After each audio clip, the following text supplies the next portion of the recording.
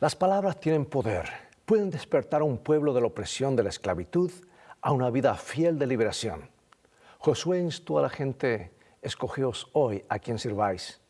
Si a los dioses a quienes sirvieron vuestros padres cuando estuvieron al otro lado del río, o a los dioses de los amorreos en cuya tierra habitáis, pero yo y mi casa serviremos a Jehová. Las palabras también pueden ser devastadoras y usarse para destruir y engañar. Por ejemplo, cuando Satanás tentó a Eva en el jardín del Edén, insinuó la duda: ¿con qué Dios os ha dicho no comáis de todo árbol del huerto?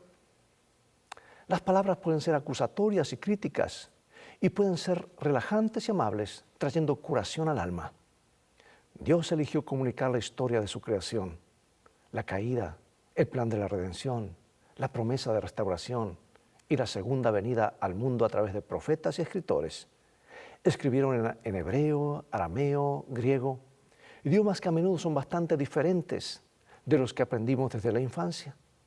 Pero la Biblia entera ha sido traducida al menos a 636 idiomas y el Nuevo Testamento a otros 3.223 idiomas más, para que el 95% de la población de la tierra pueda leer la palabra de Dios. En la lección de hoy discutiremos cómo interpretar las palabras, frases y narraciones de las Escrituras dentro de sus contextos originales, que nos ayudan a comprender más plenamente el mensaje de Dios para nosotros hoy. Ve por tu Biblia y ya regresaré.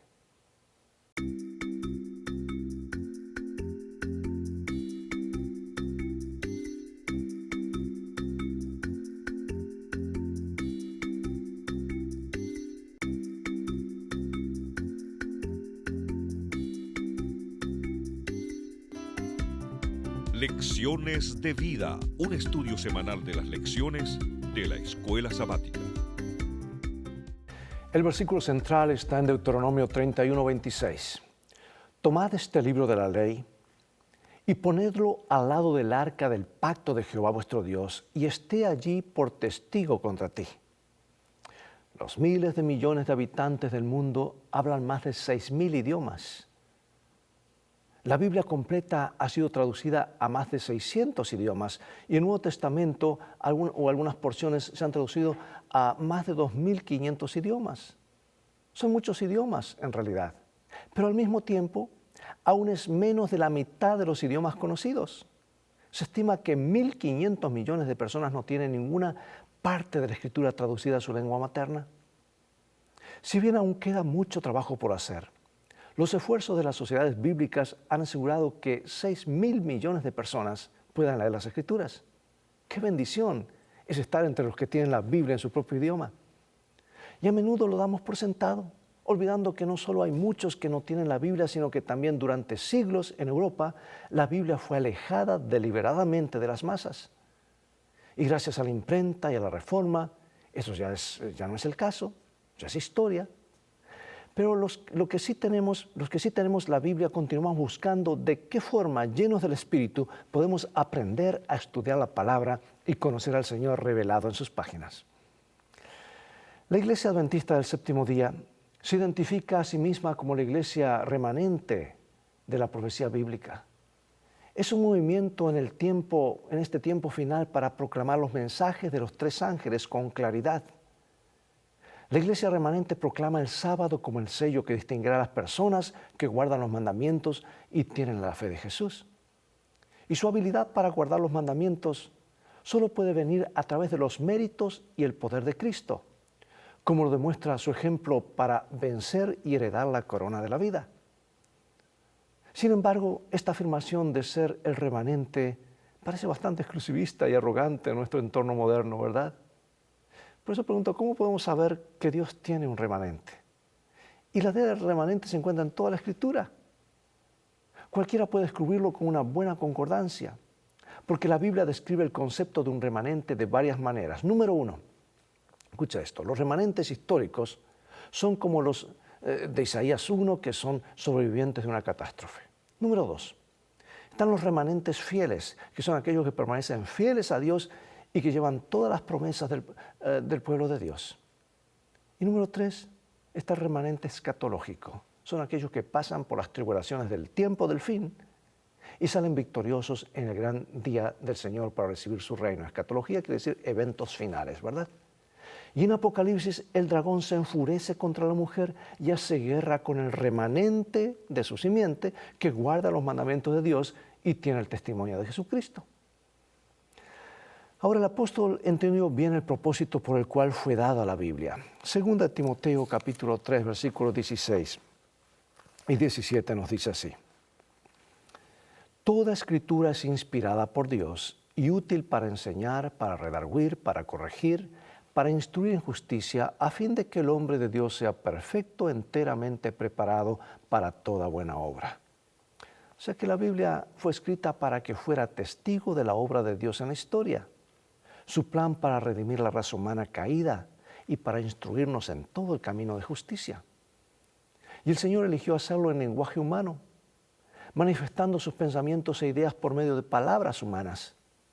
Y al liberar a Israel de Egipto, Dios eligió una nación específica para transmitir su mensaje a todos los pueblos. Y Él permitió que esa nación comunicara su palabra a través de su idioma, el hebreo, y algunas porciones en arameo, un idioma relacionado con el hebreo. Y el surgimiento de la cultura griega trajo consigo una nueva oportunidad al permitir que el Nuevo Testamento se comunicara por medio del griego, el idioma universal que se hablaba ampliamente en esa parte del mundo en ese momento. De hecho, hasta que hubo una traducción del Antiguo Testamento al griego, o sea, hicieron una traducción del Antiguo Testamento al griego, este lenguaje universal les permitió a los apóstoles y a la iglesia primitiva difundir el mensaje a lo largo y ancho con nuevo celo misionero después de la muerte de Cristo. O sea, la palabra estaba en el idioma de la gente. Y más tarde el apóstol Juan dio testimonio de la palabra de Dios y del testimonio de Jesucristo y de todas las cosas que había visto. Y de esa manera, la Biblia señala la continuidad de este testimonio inspirado desde el primer escritor de las Escrituras hasta el último. Algunas personas no solo tienen la Biblia traducida en su idioma nativo, sino que además tienen varias versiones en su propio idioma. Otros pueden que tengan solamente una versión, si es que la tienen. Pero independientemente de lo que se tenga, ya sea en audio, en video o en forma escrita, el punto clave es valorarla como la palabra de Dios y, lo más importante, obedecer lo que enseña. Si en todos los idiomas hay palabras que tienen un significado tan rico y profundo que son difíciles de traducir adecuadamente a otro idioma utilizando una sola palabra, y tales palabras exigen un amplio estudio de cómo se las usa en toda la Biblia para comprender la amplitud de su significado. Dos descubrimientos o avances en los últimos tiempos nos han ayudado a comprender el origen de la Biblia. La lengua egipcia, escrita en jeroglíficos, fue descifrada en 1822 por Jean Champollion. Y este descubrimiento, valga redundancia, descubrió los secretos perdidos hace mucho tiempo de una de las civilizaciones más antiguas y nos permitió comparar los textos egipcios, los textos antiguos, con el texto de la Biblia. Y varias contribuciones interesantes surgieron con el tiempo. Número uno, que muchos de los lugares geográficos mencionados en la Biblia fueron registrados por los egipcios que regularmente hacían campañas e intercambiaban con Canaán. Y se encontró una gran cantidad de correspondencia y precisión entre nombres y lugares mencionados en Egipto y en la Biblia. Número dos, se encontraron numerosas palabras de préstamo egipcias, particularmente de los primeros 5 libros del Pentateuco. Los académicos han documentado una serie de términos como teba, la palabra para arca, que se deriva de la palabra egipcia que significa caja o cofre. Y esta palabra se usa tanto para el arca de Noé como para el arca en el que Moisés fue colocado como un bebé, o la canastita, ¿verdad? El recipiente. El nombre de Egipto usado en la Biblia es Misraim. Y este nombre es una palabra dual en hebreo que proviene del egipcio MSR, la palabra para Egipto. Y el doble final indica las dos tierras, la del Alto y Bajo Egipto, refiriéndose al Nilo, ¿verdad? Y también se usan modismos egipcios. Por ejemplo, la frase brazo extendido, usada para describir la protección de Dios, es una expresión egipcia común de fuerza. Y el autor utilizó títulos egipcios, así como modales y costumbres del habla. Y finalmente hay una serie de nombres personales egipcios que aparecen. Todos estos descubrimientos apuntan a la conclusión de que los primeros libros de la Biblia fueron escritos durante la generación del Éxodo y que el autor conocía íntimamente Egipto, sus costumbres, su historia. Y Moisés ciertamente habría tenido la educación y los antecedentes necesarios para escribir los libros de Génesis a Deuteronomio, como a menudo afirma la Biblia. Pero hay otro descubrimiento que se relaciona con la escritura original de las escrituras de Moisés, escrituras por Moisés. La invención del alfabeto, que se derivó de los jeroglíficos egipcios. Esa invención tuvo su lugar en la península del Sinaí aproximadamente un siglo antes del Éxodo. Y este gran avance en la comunicación simplificó la escritura e hizo posible la alfabetización para gente común.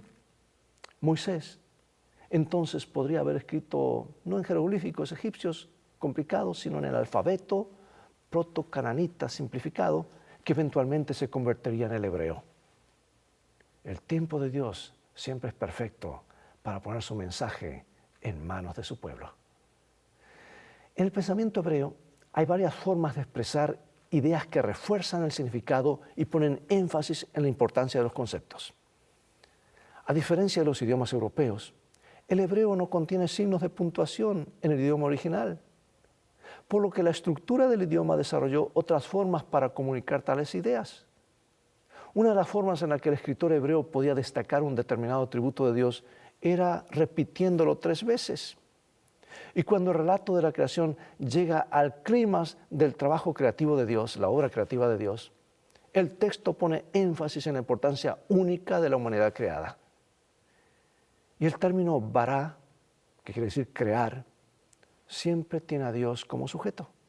Es decir, solo Dios tiene el poder de crear sin depender de la materia preexistente.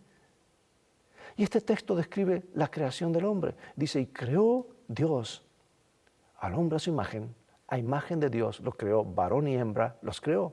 Mira la repetición así 3 veces. Creó, varón y hembra los creó, a su imagen los creó. 3 veces dice la palabra crear. Moisés, por lo tanto, puso énfasis en que los seres humanos fueron creados por Dios y que también fueron creados a su imagen. Puso el énfasis en estas verdades. Otro ejemplo tenemos, por ejemplo, Isaías. Vamos a la Biblia. Isaías capítulo 6, versículos 1 y 3. Nos dice lo siguiente. Y el uno al otro daba voces diciendo, Santo, Santo, Santo, Jehová de los ejércitos. Toda la tierra está llena de su gloria. En esta visión y el llamado de Isaías, los serafines repiten las palabras Santo, Santo, Santo, es el Señor de los ejércitos. El énfasis está en la santidad de un Dios asombroso cuya presencia llena el templo. Y también vemos esa santidad por las palabras de Isaías mientras está en presencia del Todopoderoso. Dice, ¡ay de mí que soy muerto! Hasta un profeta como Isaías, al ser confrontado con la santidad y el carácter de Dios, se avergonzó por su propia indignidad. Incluso aquí mucho antes de la exposición de Pablo sobre la pecaminosidad humana y la necesidad de un Salvador.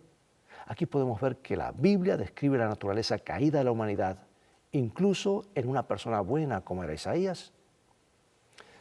Pero hay más, en las Escrituras las palabras siempre aparecen en un contexto. No se sostienen por sí mismas. Cada palabra tiene su contexto, un contexto inmediato dentro de una oración.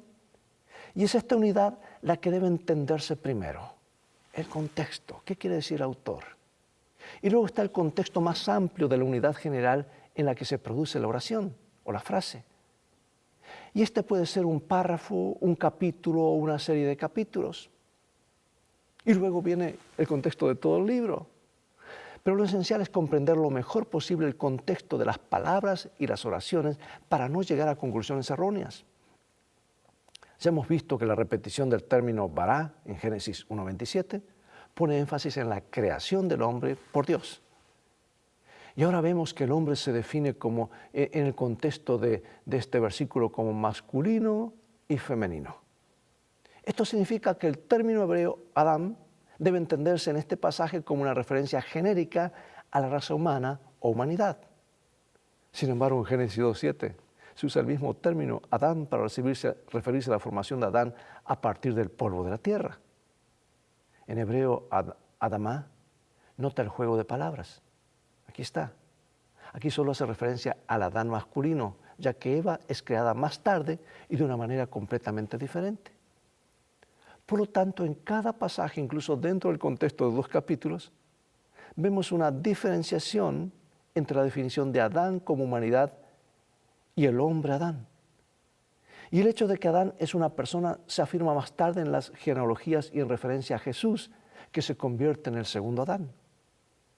Así como la palabra Adán aparece en un texto específico, el contexto de la creación de Adán y Eva se encuentra en el relato más amplio de la creación, como se ve en Génesis 1 al 2. Esto es lo que se entiende por unidad, una unidad más grande. La unidad informa al intérprete sobre temas, sobre ideas y desarrollos adicionales. A veces se ha llamado a Génesis 2, 4 al 25 el segundo registro de la creación, pero en realidad solo hay una diferencia en el énfasis, porque en ambos casos se nos muestran los verdaderos orígenes de la humanidad. No hay tal cosa como 2 creaciones.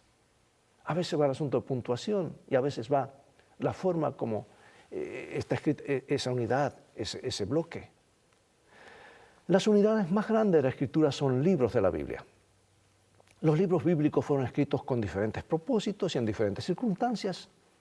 Algunos sirvieron como mensajes proféticos, otros fueron compilaciones, como los Salmos.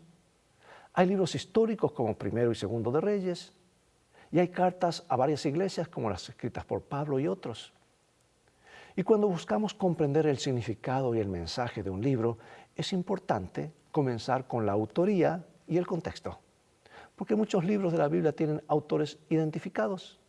Moisés, por ejemplo, es identificado por las propias Escrituras como el autor de los primeros 5 libros del Antiguo Testamento. Y esto es confirmado también por Jesús y los apóstoles. En otros casos hay autores bíblicos que no están identificados. Por ejemplo, los autores de los libros de Esther, Ruth, igual que los autores de muchos de los libros históricos como Samuel y Crónicas. Desde Éxodo hasta Deuteronomio fueron escritos por Moisés después del Éxodo. Pero debido a que Génesis es fundamental como historia de los actos de Dios desde la creación hasta el período patriarcal, es lógico que este libro haya sido escrito antes del Éxodo. Mira lo que dice Patriarcas y Profetas. Elena de White, página 255 en adelante. Dice así ella. A medida que pasaban los años y erraba con sus rebaños por lugares solitarios, meditando acerca de la condición oprimida en que vivía su pueblo, Moisés repasaba el trato de Dios hacia sus antepasados, las promesas que eran la herencia de la nación elegida, y sus oraciones en favor de Israel ascendían día y noche. Los ángeles celestiales derramaban su luz alrededor de él. Allí, bajo la inspiración del Espíritu Santo, escribió el libro de Génesis. Sí, allí está el libro de Génesis. Se nos informa no solo acerca de nuestros orígenes, sino también sobre el plan de salvación o los medios por los cuales Dios redimirá a la humanidad. De paso, el libro de Génesis, allí están en esencia todas las doctrinas de la Biblia. Por eso es el libro de los comienzos. Y este plan se vuelve aún más evidente en el pacto que Dios hace con Abraham, que implica la promesa de establecer por su intermedio una gran nación formada por una descendencia numerosa, que dijo como las estrellas del cielo y como la arena que está a la orilla del mar.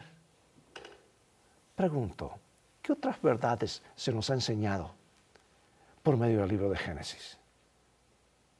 Verdades que de otro modo no podríamos saber. ¿Cómo nos enseña esto cuán importante es la palabra de Dios para nuestra fe? Yo me atrevería a decir nuevamente y vuelvo a repetir que en Génesis están mencionadas todas las doctrinas bíblicas. No hay dudas que sea el libro de los comienzos. Es por eso que ha sido uno de los libros más atacados por el enemigo. Porque si logra establecer dudas en su contenido, el resto de la Biblia cae como por efecto dominó. Entonces viene la pregunta, ¿cómo podemos estudiar la Biblia profundamente sin entender los idiomas bíblicos originales? Tenemos herramientas como las concordancias de Strong o Young, o la Caribe, disponibles ahora a través de Internet y físicamente, que son más accesibles hoy que nunca. Podemos estudiar cómo se usan las palabras dentro de las oraciones, dentro de los libros y en toda la Escritura. Los fundadores de nuestra iglesia no tenían todas las herramientas disponibles que tenemos hoy. Tenían sus Biblias y concordancias, y eso era todo. Y oraban mucho, eso sí, siguiendo cuidadosamente los principios protestantes de la interpretación bíblica y bajo la inspiración del Espíritu Santo. Ahora ellos pudieron conocer el plan de salvación de Dios y las verdades enseñadas por los profetas y por Jesús. Y así podemos hacerlo nosotros también. Pero tenemos la ventaja de tener más y más herramientas. Y ahora algunas preguntas para meditar, ya sea individualmente o para discutir en grupo. ¿Cómo nos ayuda el conocimiento de que Moisés escribió los primeros 5 libros de la Biblia a aceptar las Escrituras como una fuente confiable hoy? ¿Qué significa permitir que las Escrituras interpreten las Escrituras? ¿Por qué es importante entender el significado de lo que dice la Escritura misma en lugar de agregar nuestras propias ideas a la Escritura? ¿Cómo la comprensión de una palabra y su profundidad de significado nos ayudan a ver el propósito de Dios para nuestras vidas? ¿Qué tipo de poder tienen ciertas palabras en el Antiguo Testamento? Por ejemplo, justicia, misericordia o esperanza. ¿Cómo impactan estas palabras en nuestro conocimiento del carácter de Dios? Bueno, finalizaré con esta cita inspirada, seguida por algunas preguntas de reflexión. Es una cita muy hermosa, que está en el libro Conflicto de los Siglos, página 11, y que yo diría, no sé si habrá alguien que pasara por la crisis final incólume, sin ser engañado, si no ha leído este libro, porque es como un zoom. Dios revela en visión aún los detalles de las cosas que han de ocurrir, que se presentan en la palabra de Dios, información clasificada para estar listos para el segundo regreso, salir de Babilonia y ser parte del remanente. Dice aquí, en su palabra, Dios comunicó a los hombres el conocimiento necesario para la salvación.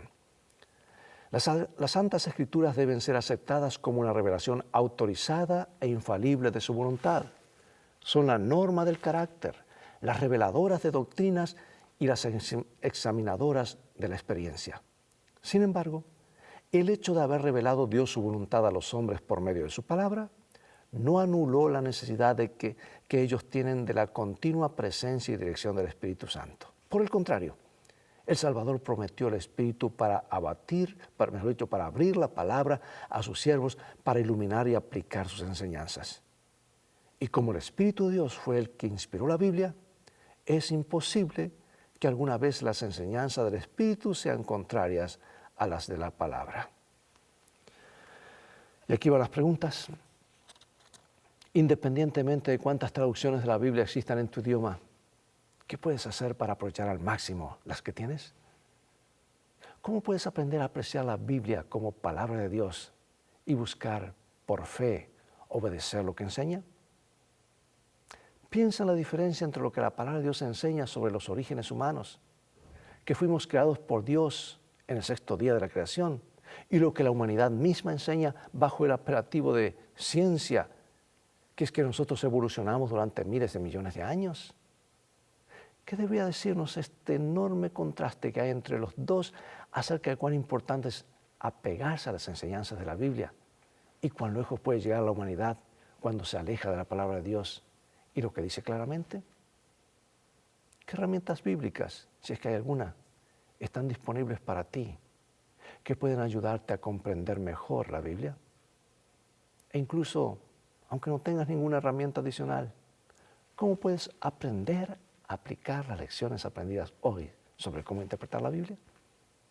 A los hijos de Israel se les dijo que enseñaran a sus propios hijos las grandes verdades que se les había encomendado y que volvieran a contar las historias sobre la conducción de Dios en sus vidas. Y aparte del beneficio obvio de transmitir la fe, ¿de qué manera la enseñanza y la narración de historias sobre la conducción de Dios en nuestras vidas tienden a aumentar nuestra propia fe? Es decir, ¿por qué compartir la verdad bíblica con otros también es beneficioso para nosotros? Yo quisiera cerrar con estas palabras diciéndote que para que una verdad sea grabada en nuestra mente, Tiene que ser repetida entre 21 a 22 veces. Así dicen los psicólogos, los pedagogos, los docentes. Repetir, repetir. De paso, aprendemos por la repetición. No sin duda, la palabra de Dios dice que en el tiempo final los principios de Dios estarán grabados en nuestra mente y corazón, de tal manera que no serán más borrados. Y Él dice, yo seré ellos por pueblo, yo seré ellos por Dios y ellos me serán a mí por pueblo. Repetir, repetir, repetir, ir a la palabra. ¿Has leído la Biblia en un año? ¿Cuánto hace que no la lees? ¿O que estudias tu devocional o la escuela sabática? Tenemos que ir a la palabra, nuestra única fuente. Esos principios tienen que estar grabados en nuestra mente y corazón. Es nuestro manual. Y este es un manual completo, porque nos habla de salud. Se vive entre 7 a 15 años más aplicando estos principios.